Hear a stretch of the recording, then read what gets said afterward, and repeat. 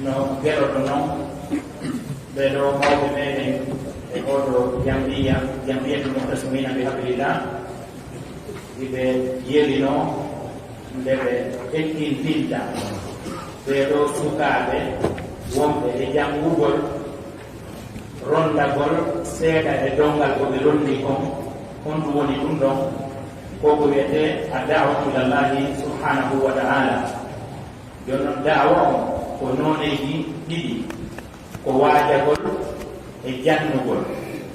Haray no tawa e mbaadiji jannugol ngol ko fewnditi e ndu zamanu ko fewnditen ɗo, waɗugol ɗiɗo dawraji e ndaara defte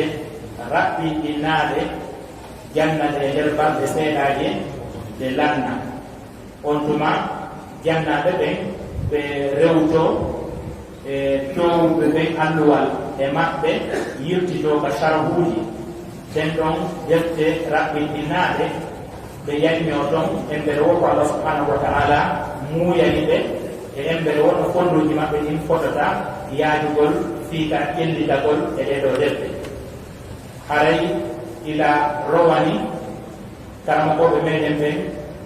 e imamuɓe meɗen ɓen newnuno yo en ƴettu juma e asewe e ala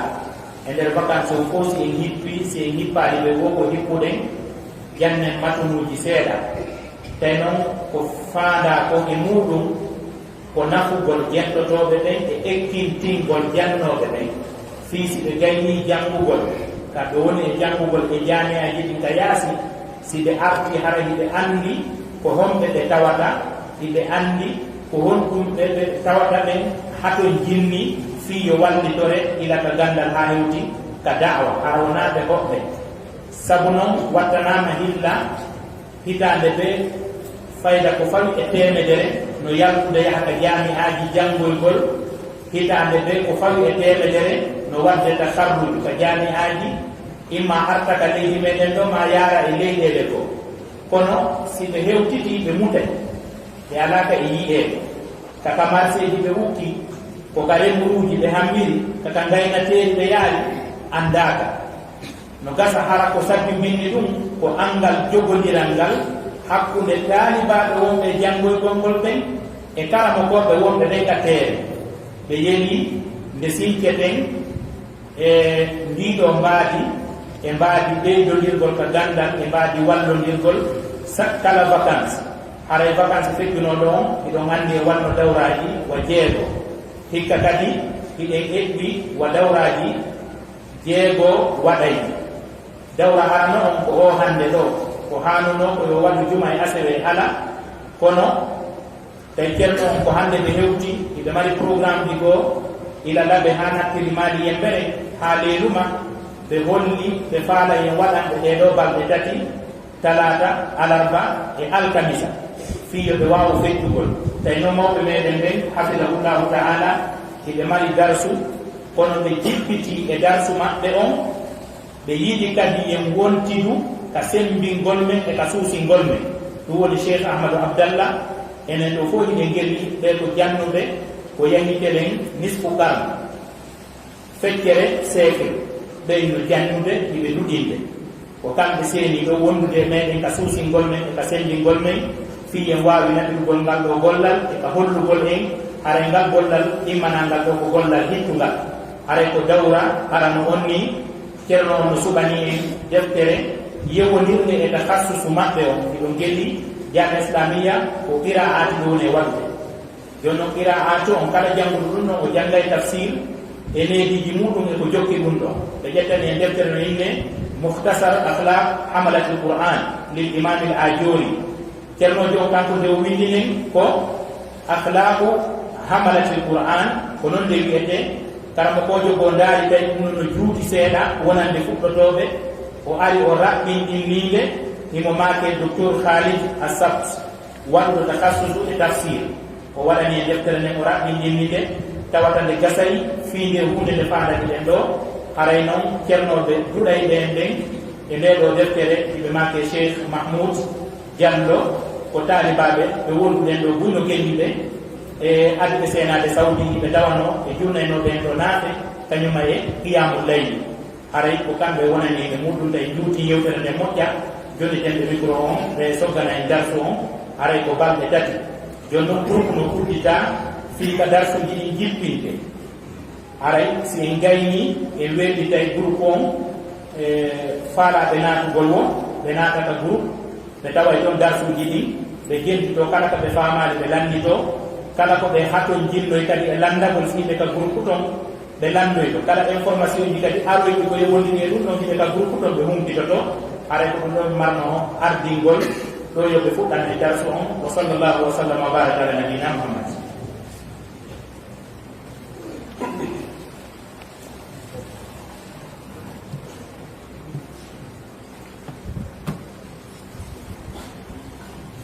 بسم الله الرحمن الرحيم الحمد لله رب العالمين والصلاة والسلام على رسوله الأمين وعلى آله وصحبه أجمعين أما بعد السلام عليكم ورحمة الله وبركاته هري هيك يقول ما أقول إرسال اليوم هبي مدي كذي وطبعا نفي إن المر يكون بلي عندي إن سبب وقت الدورة يوم بعو دورة من يوم arde neleɓe yo waɗu haray sen heɗi ke o maɓuɗo ko fuɗɗorten ko jamugol jamiya on ɗo jamiyatul mu'tasimin wandirɗen noon ɓe tawata ko ni ɓe jokkiri ɓilandema ɓe fuɗɗi jamiya on ha hande ɓe tabiti immorde e noddangol kaaɗo diina allahu subhanahu wa ta'ala foti noon ko waajuji ɗum woni muhadarat ma ɗum hara ko darsuji defte waɗe dawrat ma ɗum darsuji tata ko mustamirra fi sana hitande nden fof no jangede ɗum ɗon ko ɗum pooɗi ha hande yo taw kala ndema noddaɗo ɗo haray siga nde ɗo juulirde heewiray ni fi darsu wona wondema ko kaarijo noddaɗo on ko wonɓe ɓen e ɓaawo e jogodirɓe ha ɗum ɗo woni e ɓalli yimɓe ɓen e fondoji yimɓe ɓen jokkirɓe ɗum ɗo ha tawi ɗum ɗo no weeɓani ɗum no weeɓani ɓe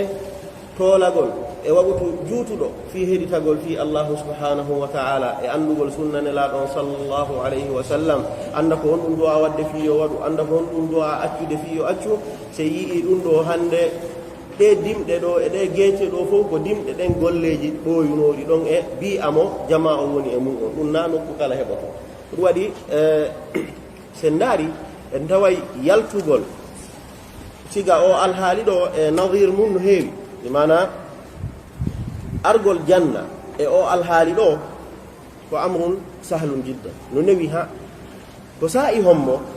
wonata hunde nden nde yalti e alhaali mayre on nde hawnini ko si tawi a yii darsu ma ɗum muhadara ma ɗum ko nanditata e ɗum ɗo no hebla tawa ko gooto habbi darsu on ma ko ɗiɗo ma ko tata si tawi ɗum wa'irino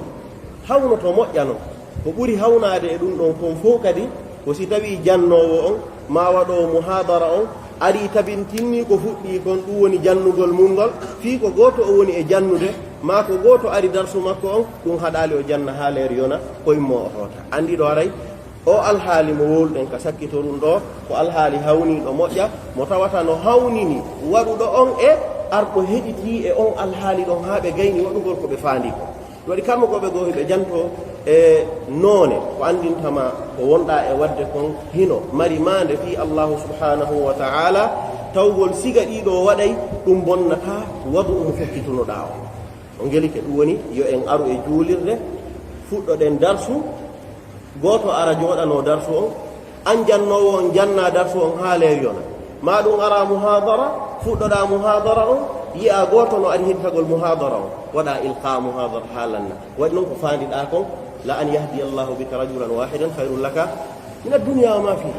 ɗum har on jinda hande kadi si juulirde heewi ma nde heewali kono noon si juulirde heewi ɗum ɗon holli haray ko ɗon ɓuri weeɓugol jannugol ɓurata softinde jannowo ɓurata softinde janngoɓe ɓen ɓe fof maɓɓe ɓe wona yo alhaali waɗi noon wa ta'awanu alal birri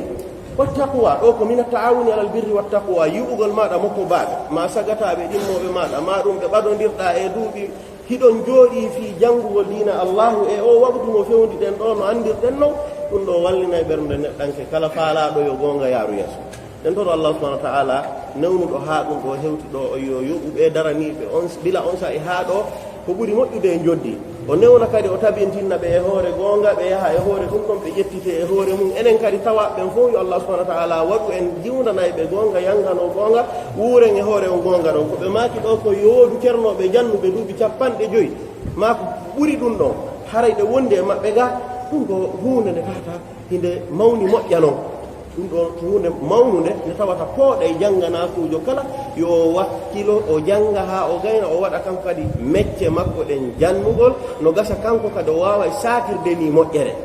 haray ɗum ɗon woni mugaddima arano ko hikki ɗon kon kono ɓe maakiri noon iɗen mari deftere nde tata ko muhtasar akhlaqi hamalati alquran ko raɓɓindinnande e deftere imamul ajurri rahimahullahu taala nde tawata ceerno on hino yanñi toon honɗum ceernojo raɓɓinɗin ɗo waɗi kanko ko ittugol asanidji ɗi aran ɓe hari si ɓe windi deftere haysi nde fanɗi ɓe waɗay sardul asanid ɓe ƴettay e maɓɓe ɓe woola hombo janniɓe haa ɓe hewtoya kaɓe ƴettiɗo woni ɓe gandi lawlal isnadu min addini la qala man qala ma sha'a si hinano sanaduji ɗi mo ɓe arayno fu wowla ko faala wo wowlira no faalira wo ɗum ɗon noon waɗi kamɓe hari on say ɓe fijirta nden toɓɓere kono fewno ɗo goɗɗo arata tun uddita memmina karamol muɗum wallina ɗerol muɗum wowla ko faala winda ko faala tawa o tuuginaki hay e hunde ɗum no heewi tew hannde mo woɓɓe goo sa wattani yili safahatiji maɓɓe mali'atun bil masaibi wal makhatir ko wayi noon ala ka ɓe tuugi ɓe ala ɓaawojo mo ɓe ñentina e muɗum ɓeɗo noon nano wowno kala ko ɓe ƴettuno ɓe windi ɓe windanayno ɗum asanidji ɗi sabu ɗum ɗon noon tawgol sanaduji ɗin no juutinimo deftere nden ceernojo on ari waɗi hasful asanid ɗum woni o ko waɗi kon ihtisar ɗum woni cheikh khalid assabt hafidahullah wa ra'a ɗin mum ɗum ko waɗi ihtisar kon ko ndaargol ɗe tawata ɗin ko atharji ma ahadith ɗi lowɗi ɓe itta ɗi e nder deftere nden ɗum kadi hino waawa hayfinde deftere nden min hayful hajm e kadi tawgol hato jinnaka si tawi tabiti hunde kaarire ko lo'unde sanadan hay si tawi mana on huno toon kono waɗugol heññitorgol ko tawata kon hino selli ka sanadu muɗum e ka mana muɗum no ɓuri heññitorgol e hunde nde tawata nde sella ka sanadu suttina ɗum yimɓe ɓen tasarrude ɗum ɗon yarugol piiji ɗi tawata wiyen tum min baabde wiwgol ɗo ko fadailul amal ma ɗum ko yowndiri e muɗum yutasamahu fi dhalika fi l ahadithi daifa jokka ɗon a yahay ha honde on say watta jiwdande ahadith daifa accita wondeje wurin hadisaji selluɗi ɗum kadi no wawa wadde moƴƴa noon ɗum waɗi waɗugol ihtisar itta ɗin ɗon nder ton kadi ko hunde nde tawata hinde laba hinde moƴƴi ɓawo ɗum deftere nde wonɗen e muɗum nden ko deftere nde tawata windama e dambugal mayre o moƴƴa ɗum woni ko yowdiri kon e al akhlaq jikkuji ɗin umuman hino anda ɓure etagol haaɗi moƴƴa on hadisaji alqur'anul karim e kar konnguri sahabaɓe e konnguri tabi'ina ɗum no feeñani en kono ɗo hiɓe ari bil akhassi ɓe inni akhlaqu hamalatil qur'an yimɓe alqur'ana ɓe si tawi neɗɗanke o wi'ama ko neɗɗo alqur'ana haray jon haqqil fof no habborimo jikkuji moƴƴi jon haqqille fof no habborimo moƴƴere koyo taw o yirete moƴƴere o tawrete moƴƴere o saakay moƴƴere taw woniri wo hara yimɓe ɓen hino weltori hino hayfini tawgol ɓe hula e immorde makko tana ko ɗum ɗo woni lasli o joni noon si tawi siga on neɗɗo wayi no hara hino handi yo o imma o tabintinne ko woni e mum kon sabu jantagol ko wondi kon e moƴƴere rentinamo e bonnereji ɗi yo wawata yande e muɗum ma ɗum o yirama ko lundi e ko andirako ko ɗum woni himo andira moƴƴere kono o wattama yirede bonne ɗo hande kadi haton jinne yo o wallite o ittane ɗum ɗon ma o waaje ha fiyo ɗum ɗon yow ngal dambugal ko siɓɓe juɗɗo tedduɓe ɗum woni ko yondiri kon al akhlaq ceernoɓe ɓen no yewta e maggal ko yondiri kon a taskiyatu etagol ha laɓɓina pittali ɗin ko dambugal ngal tawata hingal himmi ha hatti ngal tawata noon kadi hingal yeeba kadi ha hatti no fanɗi ha ka yimɓe ɓen jooɗoto wiya no janngude deftere yowdirnde a taskiyatu wal akhlaq so ndaari waaqi on kadi en tawa hiɗe haton jinna kadi moƴƴa alqur'anul karim o annabaɓe allahu subhanahu wa ta'ala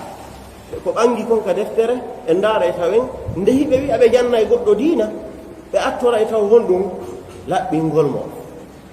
النبي إبراهيم قودوي في سورة البقرة ربنا وبعث فيهم رسولا من أنفسهم يتلو عليهم آيات ويزكيهم ويعلمهم الكتاب والحكمة يزكيهم لا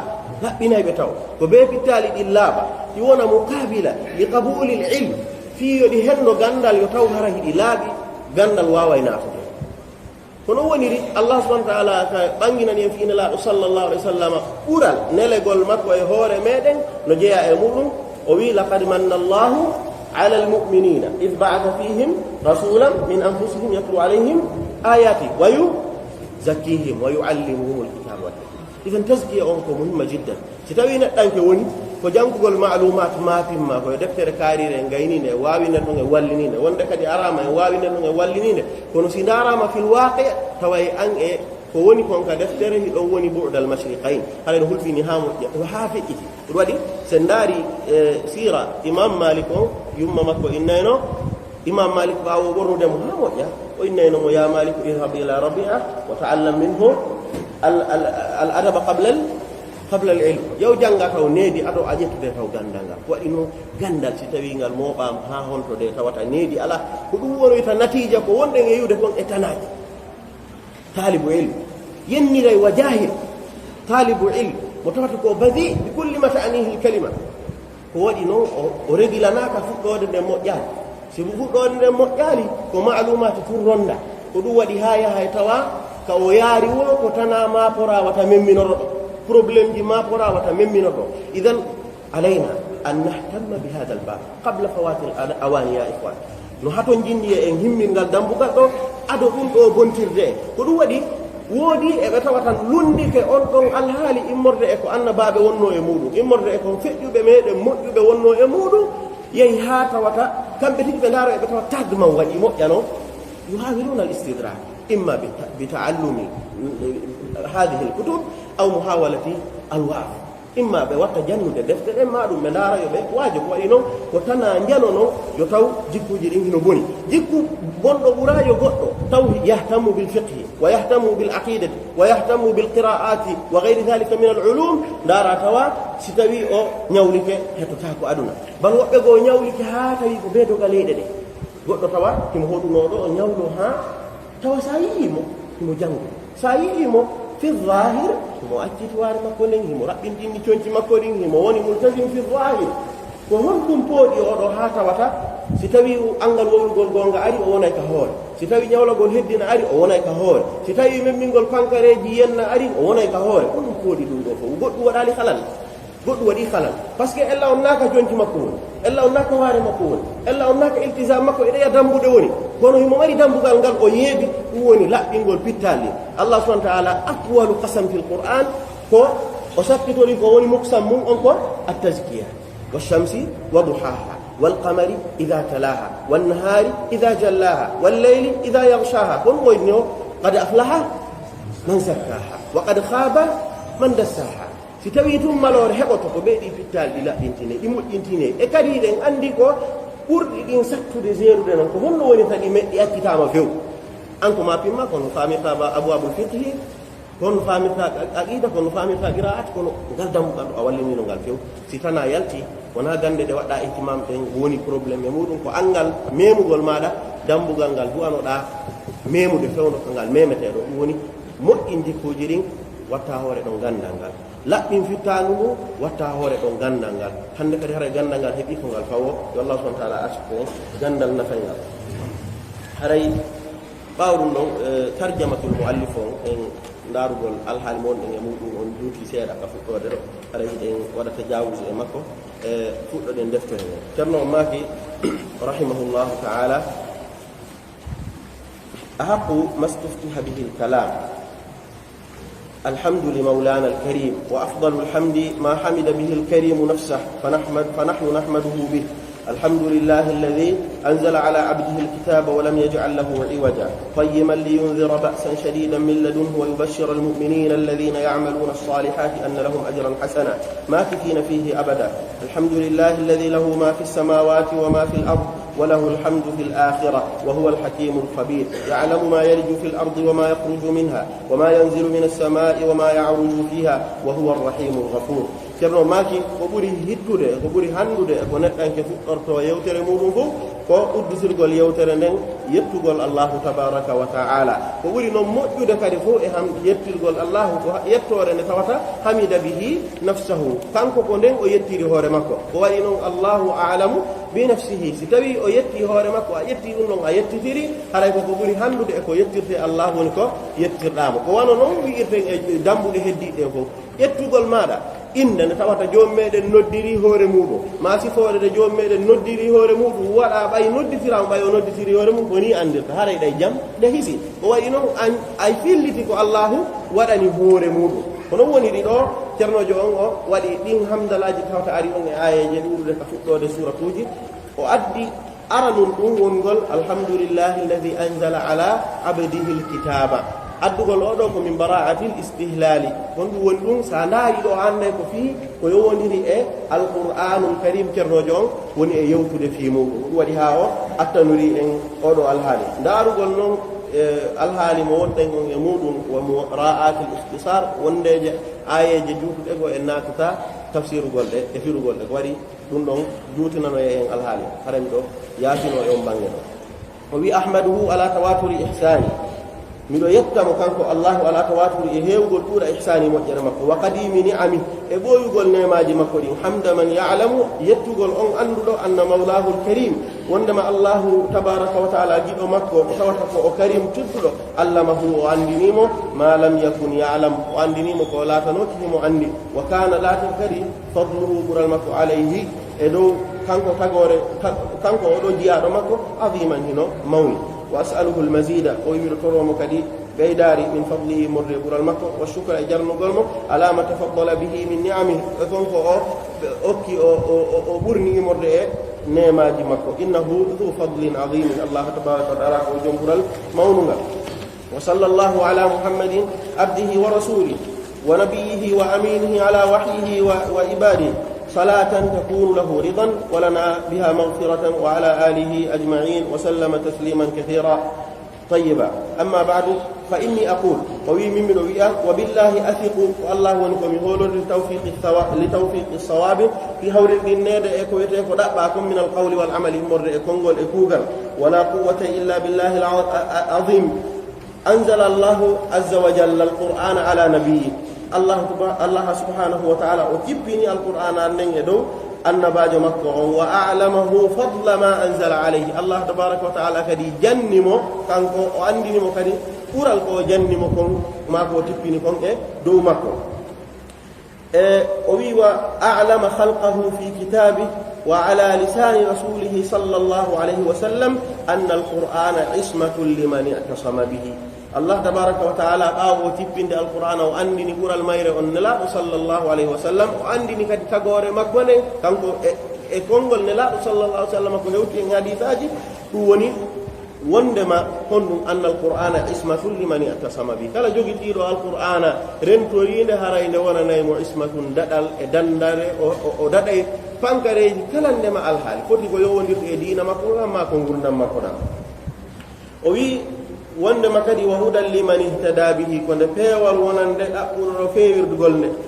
wa ghinan liman istaghna bih konde yondinayde kadi kala yondinorɗo nde wa hirzun min annari liman ittabaa konde hisinayde danda kadi e yiite wonande kala iwtirɗo ɓaawo mayre ɗiɗo piiji tindinta e ko honɗoyi ko faanda kon aslan e alqur'anul karim ko wondema ko ya eto tawata ko yonde wonande ismatun ko yonde wonane kadi honɗum hudan ko yonde wonane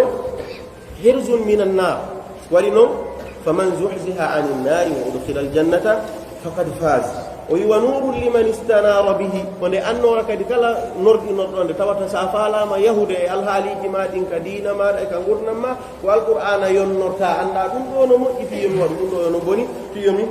rento wa shifaa'un lima fi sudur وهدى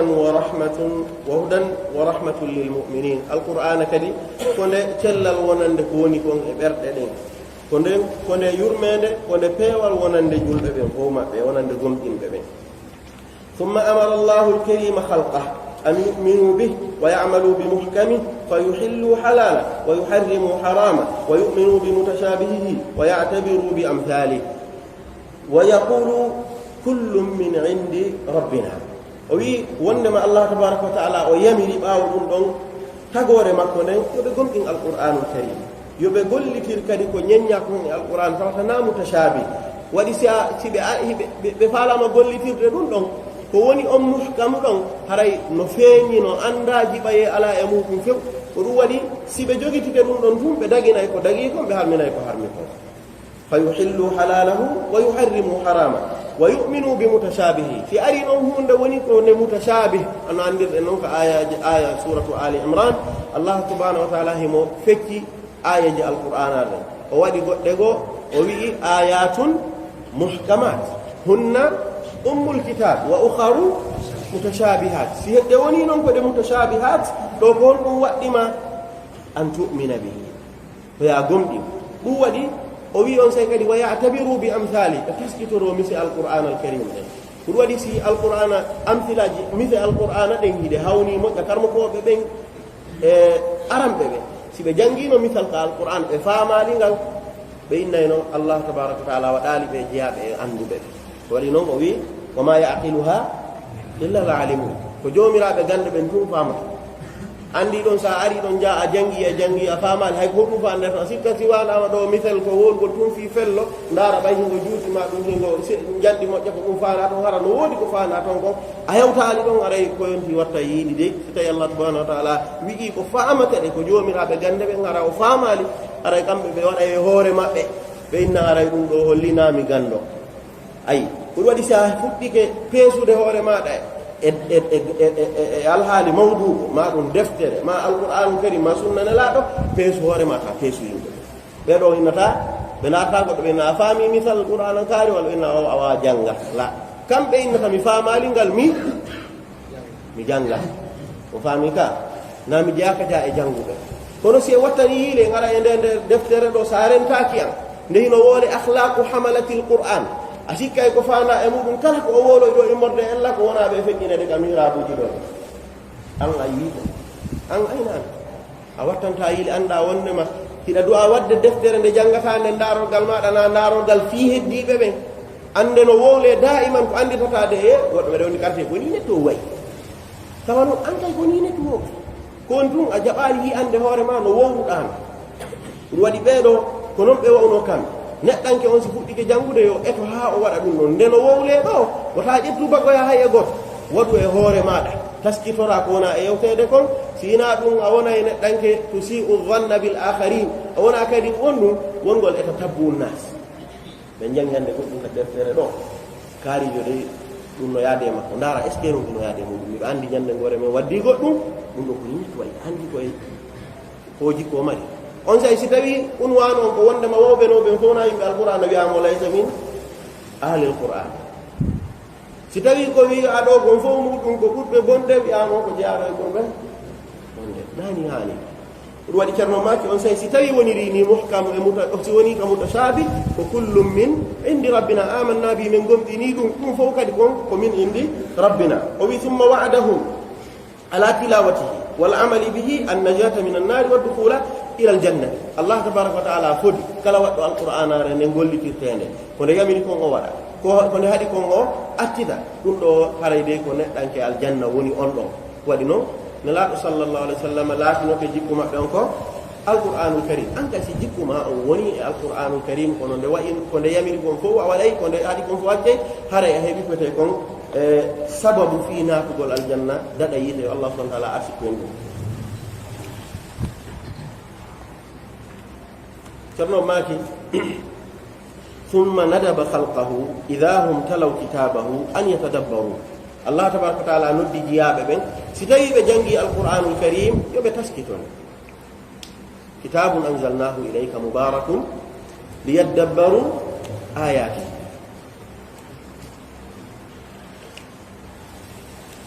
قل لي القرآن الكريم فانو نما يرون كيو جانغي فامه تسكتون نغوليتيره وناسي أهنجك أوابي ما أجنجي أوابي وإما كفولندرا أنجي يمت مادو كهبرا منصب كاريجو مادو كتبدرا ككارتي ماكا بدوندرا ماكا رنزوجي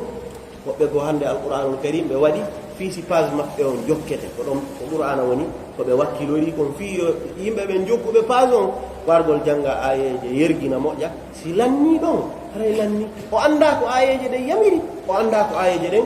haɗi ahammu shay'in o heɓi mutaba o heɓi ijab nadi da ɗum ɗo woni faandude alquran o jippo ka hada tajara bil quran ɗum waɗi ko faanda e muɗum allah tabaraka wa taala yamir en si en jangguinde ko yo en faamude taskoɗen nde wa yatafakkaru fihi bi qulubihim ɓe miijitoronde ɓerɗe ɗen annda ɗo aya oɗo wa'ad wonɗo e muɗum o e wa'id wonɗo e muɗum o wa ida sami'uhu min gayrihim si ɓe nani goɗɗo no jangade ɓay ko ɗi alaaliji maɗa imma ina jangude an ma goɗɗo goo hino jangude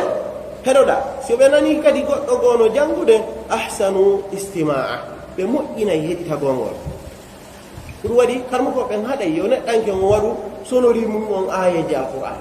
so fuɗɗike sonde ɗon ko mapintama ko honno kuppirta famodira e wonɗo ma e noddude o wona ayeje ɗen kone wolde ko nga goɗɗo no nodde appel to tawa ko sonori um kum mapinum haaju goɗɗo ala e sonori um kum sa waɗi noon alqur'ana ko ɗon kadi mansa on ɗon mansila addata kadi aya monɗa e heɗitade o e hoorele ko fana noon tuma kala nde jangatande si a fillitinde ke laabi temedere laabi wulure nde arɗa o kadi ko ya ɓeydu on ɗum taskitade waɗi noon latan qadri ajaibuhu kawaseji qur'ana lannata ko an woni ala e wadde imanu nazar lugginde darɗe gonɗa e janngude ko sa taskitike tun a heɓay ko nafitorta tuma kala nde rewɗa e ayam waɗi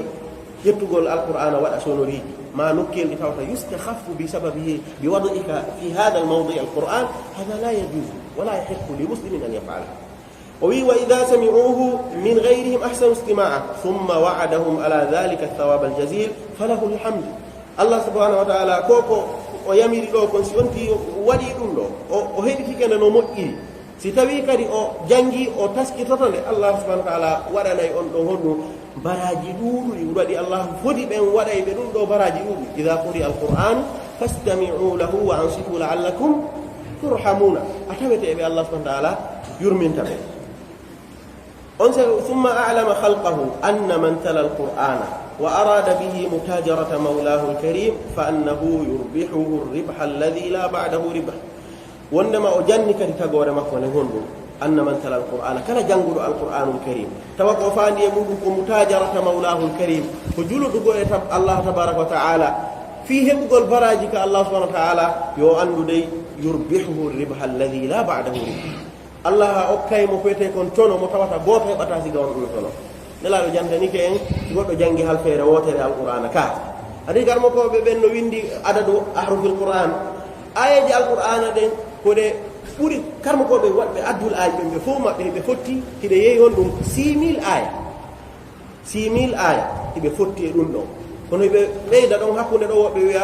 ɓeyda hoore 6000 on 16 aw 17 aw 18 kono fof e muɗum wona lurra wiugol goɗɗo goo ƴettoyi aya goo addi oɗa witimo dey nano misal ngal goɗɗo e maɓɓe no wawi arde wiya ɗo bismillahi rrahmani rrahim ko aya ka suratul fatiha kono so yehi sirata alladina an'amta alayhim gayri lmagdubi alayhim wala ddallina ɗon hina o ɗon na aya ka makko andi so wi suratul fatiha ɓe fof maɓɓe ɓe fotti ko aya jijjel woni to ko ɗe jeeɗiɗi السبع المثاني سأكونتي دون هاي بثمانية كون عندي كون دو كتبا كو سبع من طيب قرأ وبغو بفيليكم بسم الله الرحمن الرحيم كو آية كما به كون وبغو كانيم في الله كي دون آية فيلي دون آية وفي الله ياكي كصراط الذين أنعمت عليهم آية وفهمك أمو جنغالي كانيم بسم الله الرحمن الرحيم ودي مو آية سو يهوي صراط الذين أنعمت عليهم كو waaya on andi wiugol ɗo ngol ɓe fof ko ɓe jeeɗi ko jeeɗiɗi en faami kono ɓe lundiɗiɗi tun konto oɗo konti kon ɗo ɗa woni konta kono gooto ala ɗon aya goo ɓeydiɗo wiye ko ɗum waɗi aɗa ɓe lundodiri ka kontugol la ko ayeje ɗen e nokkeli majje on ɓe woni e lundodirgol ko honto oɗo konti oɗo no konti aya gooto masalan ayeje ɗiɗi on gerike ɗon si woni rino e wii 6000 aya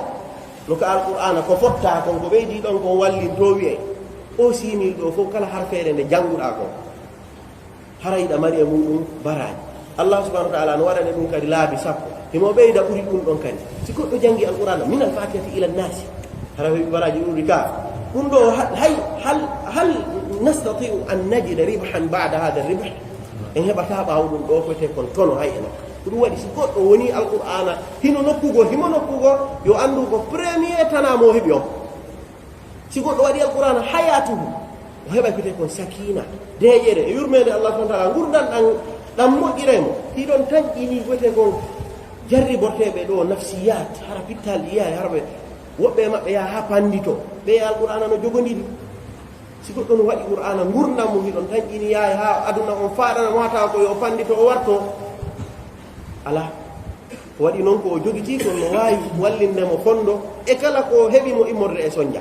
ɗum ko gurdan programme ko yowondiri aduna ɗum ko qur'ana nafatama ko ɗi baraji ɗa si tawi ɗi woni fi allah subhanahu wa ta'ala hara heɓi fete kon jam e moƴƴere wa yu'arrifuhu barakatal mutajarati fi dunya wal akhirah ko ɗum woni ɗo allah subhanahu wa ta'ala hollaymo barke gollidugol e allah subhanahu wa ta'ala waɗugol njulankago mum hakkunde muɗum e allah subhanahu wa ta'ala qala muhammad ibn al-hasan hombo fanda afwan muhammad ibn al-husayn hombo fanda fal muallif qala muhammad ibn al-husayn ko kanko sibe waɗa sanadu on hara ɗum hinano sanadu waɗirano hadfu o noddayno inde makko nden o nodda hekkiire ɗon ha o hewtoya ko o faala yewtude kon sen hewtoyino yeeso ɗo na hadfu o kono kanko o innay woni ko honɗum woni ka deftere makko ɗo ko honɗum o waɗanta en woni ɓanginalngol e manhaju makko hande o yiyay rasail ji jami'a ɗi no waɗede munaqasha kaarijo heeɓi master kaarijo heeɓi doctorat ka ɗi hududuji ɗi ɓe watta ɗo ko hududul bas futtatul bahth ɗum fof no ka defte aramɓe ɓe foppe muɗum kala ko ɗaɓɓituɗa ɗo mo gaddima mo watta on na mo gaddima gaynuɗen ɗo joni himo wolande on ɗo ko honno o yarata ka deftere makko o inni jami'u ma dakartu wa ma sa'adkuruhu inchallah kalandema komi janti ko e komi jantoyto ko yeeso ga inchallah tabaraka wa ta'ala bayanuhu fi kitabillah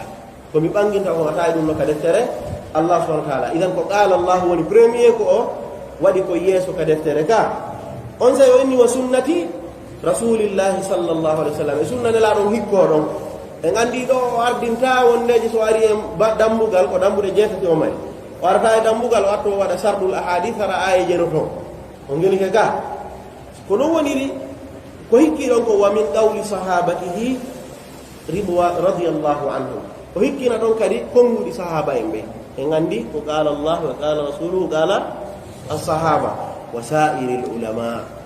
ko ɗote alkitabu wa sunna ala fahmi salafil umma ko ɗum ɗo woni ɗum si tawi alqur'ana ayeje ɗen ari e dambugal hikkiri on sunna nelaɗo ɓawo ɗum ɗon sahaba en ɓangini ko honɗum faala eɗen ayeje ma e sunna nelaɗon ɗon ma ɓe gollitiri golle maɓɓe ɗe yiwɗa ko ni ɓe warri ɗum ɗo haray ko ɗum ɗote faam sa ari a londike on faamu ɗon halafta man halafta alqur'ana wa sunna wa faham as-salaf idan ɓaawo ɗum ɗon wa sa'iril ulama e heddi ɓen immorde e karama koɓe ma ɗum sa'ir no wawi wonde jami'ul ulama kono wawata ɗum annade wa baqiyatul ulama alladhina awrada lahum karma koɓe heddiɓe ɓe tawata wona e sahaba en jiyaɓe min attabi'ina ila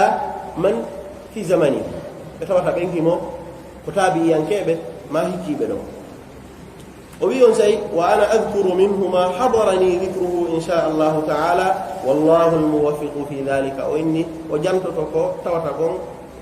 mandi o anditi ko ɗum woni jantade ɗo ko anditali ko wona wondema haray deftere nde no mooɓiɗiɗi kala dambugal ngal koko tawata kon o anditi o addani en ɗo an kadi no wawi wonde e zamanu maɗa sa yoyi jikkuji ɗi o addi ka deftere ma ɗi dara tawa hamalatul qur'an on addi kadi jikkuji goo ɓuuri ɗi oɗo wownoɗi an kadi windu si tawi ɗawa windude sa wawata accano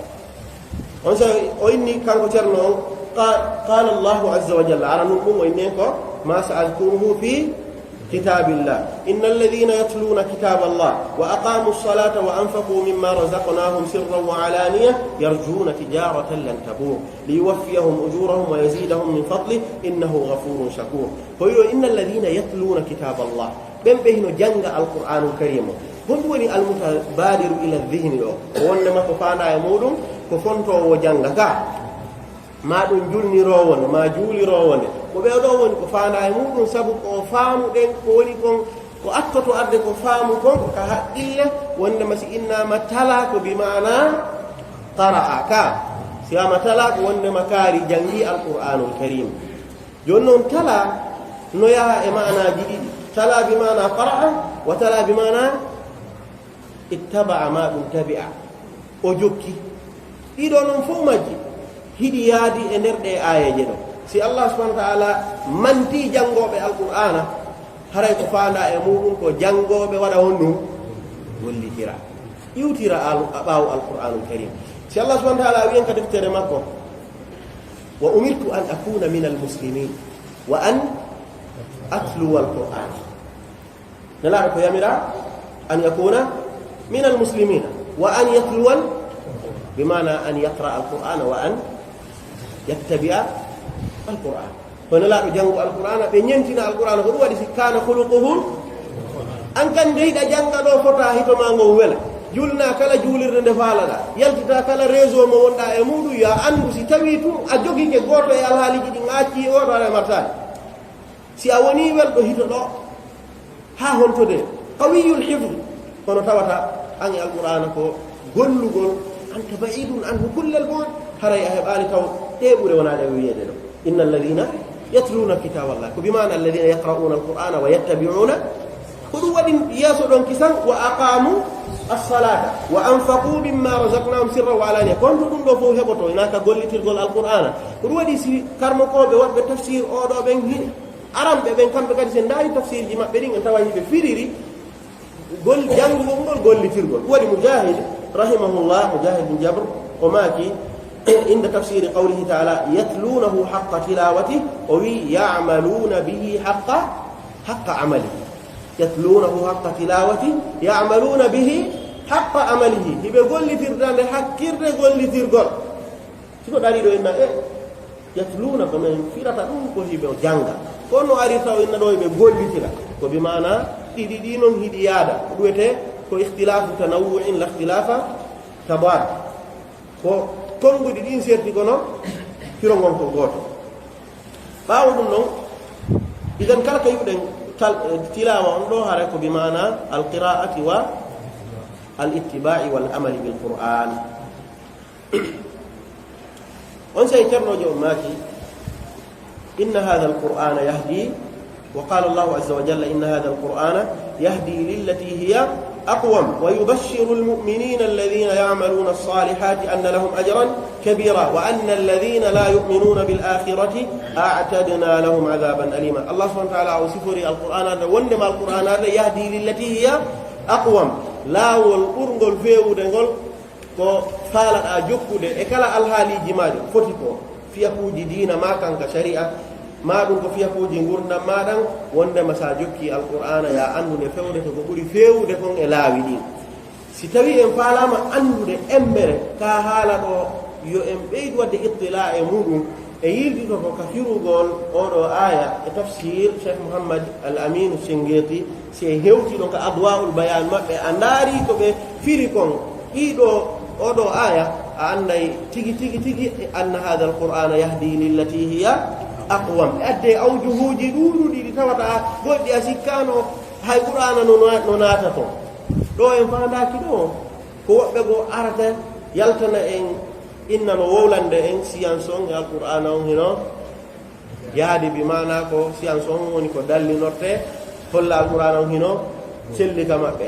kala ko tawata alhamdulillah ɓe heɓani waju wayaadi e science o aray ɗum ɗon wonani ɓe dalil alqur'ana jaako gonga wona eɗen haɗon jinne science fi en jogi to ɗum qur'ana teddu aɗo science fuɗɗade qur'ana on ko kañum holli ɓen hande ko onnotela gande aɗo gande ɗe ɗo hewtute qur'ana jantunoke ɗum ga hina an ya ƴettu on science maɗon ɗaɓɓanamo ka yannira ha tawa ko ɗum ɗon waɗata dalil on si ɗum woppito e ñande go rara ko be heɓa liɓeteko yimɓe ɓe noon no reeni ɗumɗa ko waaqi a wawali fo fottimirde e o wajhu ɗo an yara e ɓitana wondeje ga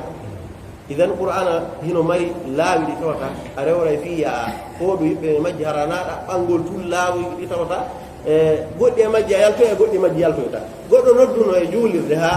o inni wondema kala indeno ka alqur'an goɗɗo ko inni na gongal fanni den fono ɗo o inni mo kanko inde makko nen ko kuuk wiyata kuuk fanni honto nde woni qur'an o yayni tara kuuk وتركوك قائما وجبالك وإني ترى والنساء ترون كوكا قائما أبيدون كوكا رأينا من دو فيانات إسلام وعندي دوكو خطر جانوني مونغا وهاودي تيجي نياندي ولما واي هبوي ندي فما جيكا وبوي لا دون ها هبوي كوك سايبه nani dina noddirani sa jogoto qaida yeddudo e gandal yeddungal nodda bi dina kono ada yeddu khayalat wada don fawda wonneje sa awritali do on say ara bay ko ali bay ko jogino da ko madum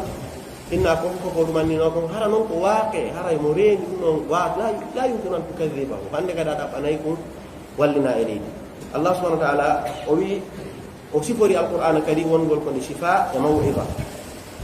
وقال عز وجل وننزل من القرآن ما هو شفاء ورحمة للمؤمنين ولا يزيد الظالمين إلا خسارة وسفري القرآن عنن وجبنا يمير كوني كلل يرمين فتك شفاء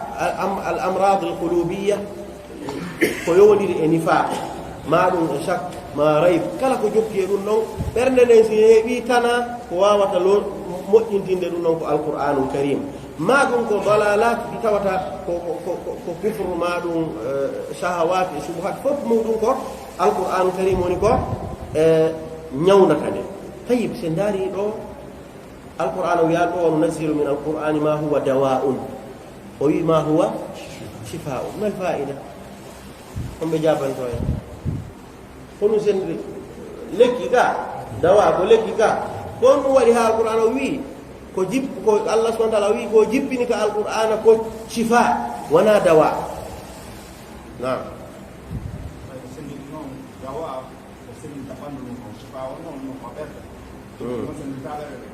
naam ayo bismillah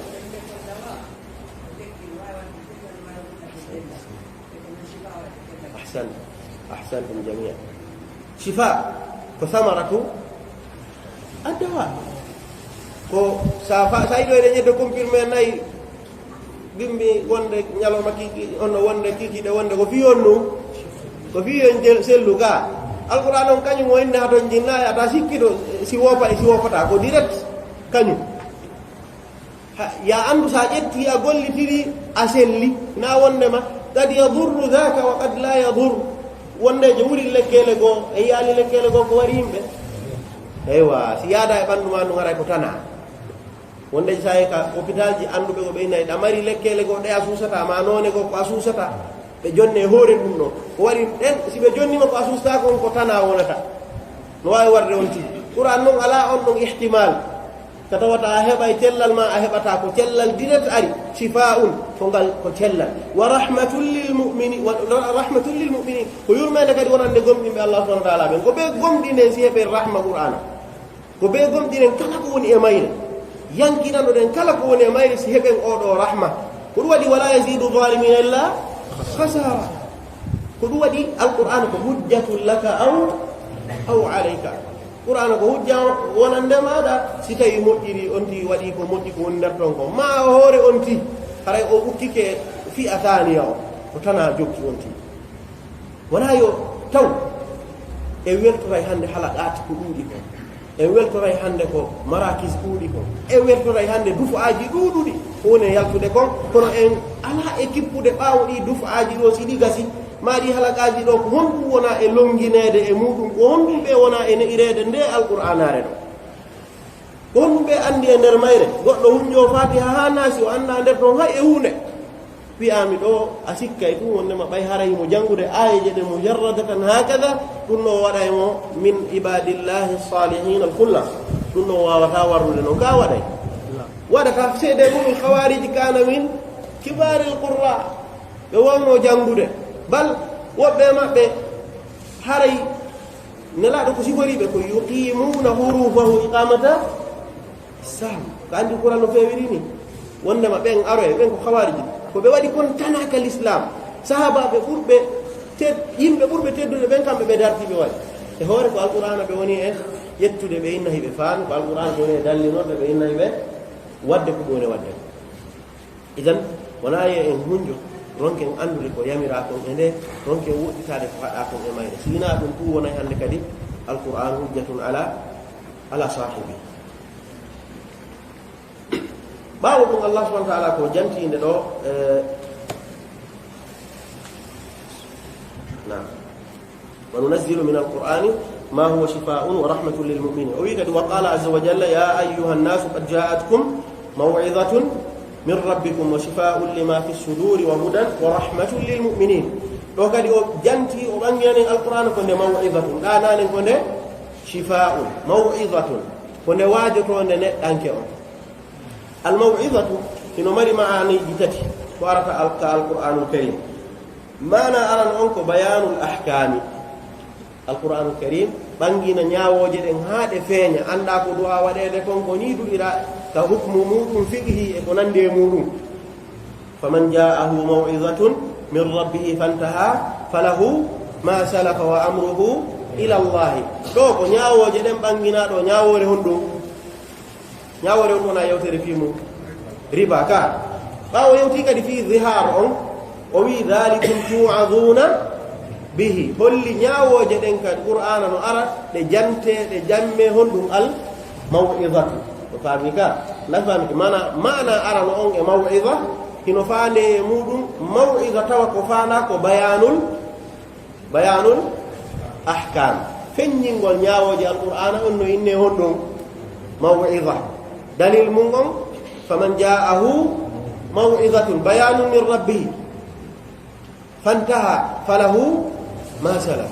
ما دون ذلكم توعظون به باو يبدأ في ظهار وانجن في مودون ان ياورم وبي ذلكم توعظون به تمام يمون دون